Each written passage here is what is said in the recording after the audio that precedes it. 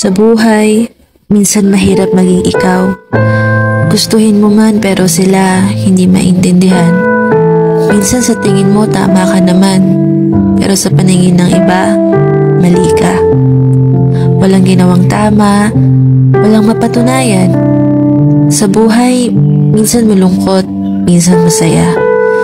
Madalas nakakatakot, gusto mo na lang umiyak. Minsan kontento, minsan di sapat. Ang hirap maging sigurista, ang hirap mag-isa. Ang buhay, hindi nawala ng tanong, hindi nawawala ng duda. Duda sa sarili, pangarap, o kahit pa pagmamahal. Ang buhay ay walang kasiguraduhan. Pero sa totoo lang, sinasabi ko sa'yo, ang buhay ay napakaganda.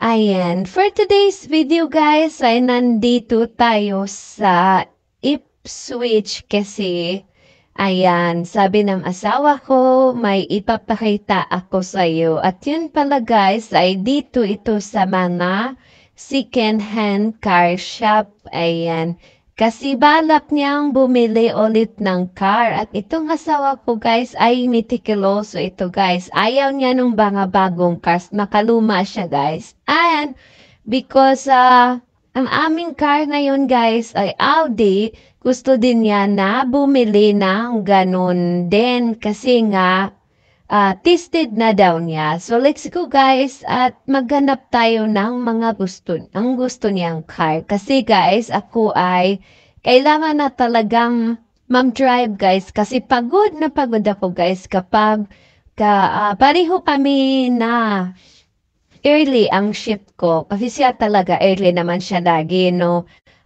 Monday to Thursday ang work niya. And ang akin naman ay may ruta ako na sarili guys na meron na pong early shift which is 7 o'clock to 2 and then meron din akong 2 to 9 o'clock. So sa 2 to 9 o'clock guys, okay lang ako niyan mag-bus guys kasi ano naman na hapon naman na yan. Tapos pag uwi ko guys ay gabi, pwede niya na akong sunduin. Pero pag umaga guys, ang asawa ko guys ay nag-i-start ng umalis dito sa bahay guys ng 5:30. So ako din ay kailangan ko ding mag-wake up ng mga 4:30.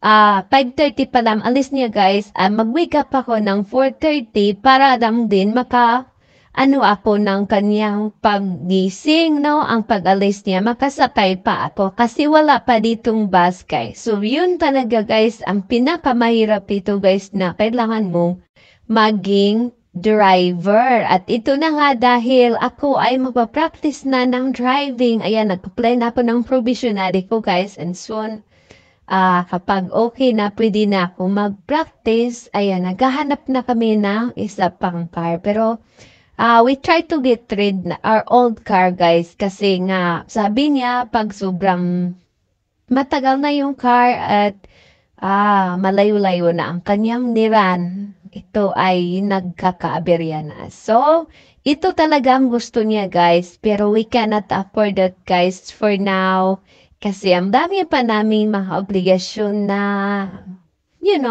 at wala kaming ganyan guys. My God, ang mahal niyan guys. So, ito sabi ko, we stick to the one that we plan to buy. So, ito na nga guys. Ayan, mayroon ako mga gustong cars guys.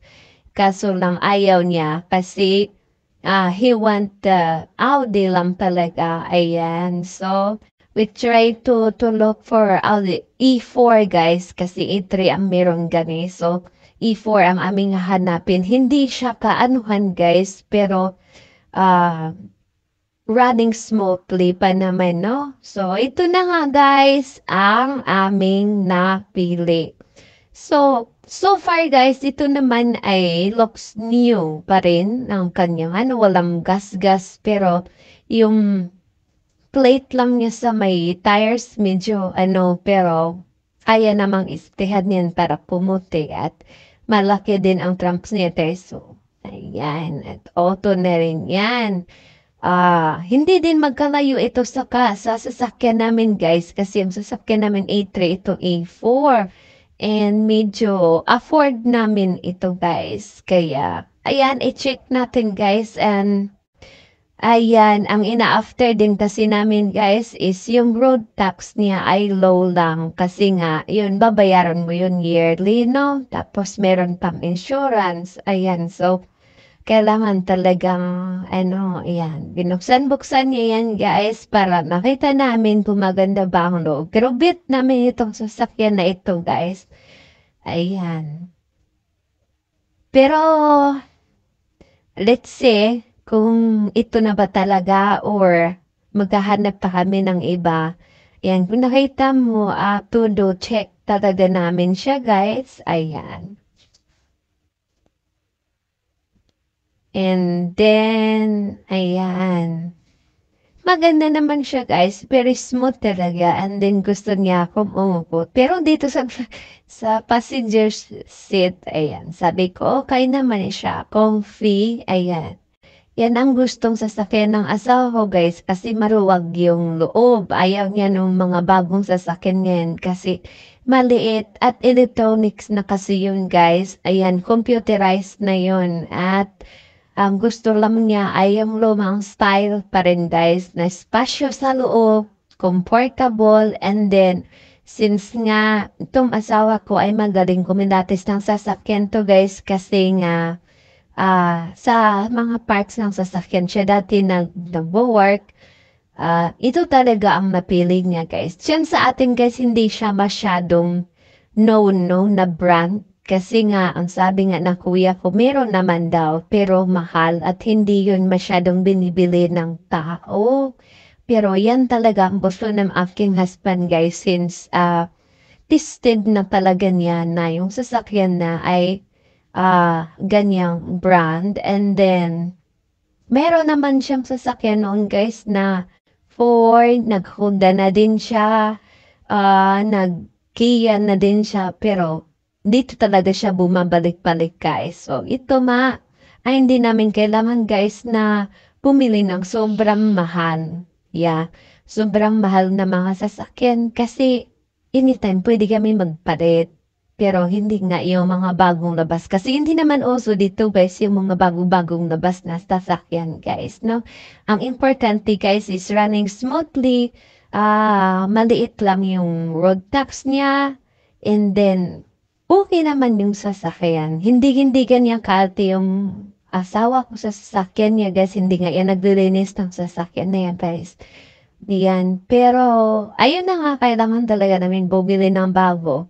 Di ko lang alam kung anong gagawin namin dito sa luma namin guys kapag nakabili kami ng bago. Kasi ako plan ko na automatic ang ano ko kasi nga easy lang daw sabi ng mga kaibigan ko. Ito manual to guys. Ayaw ng asawa ko ng automatic guys. Pero yun na nga, let's see. Ayan, kung nakita nyo, todo check siya.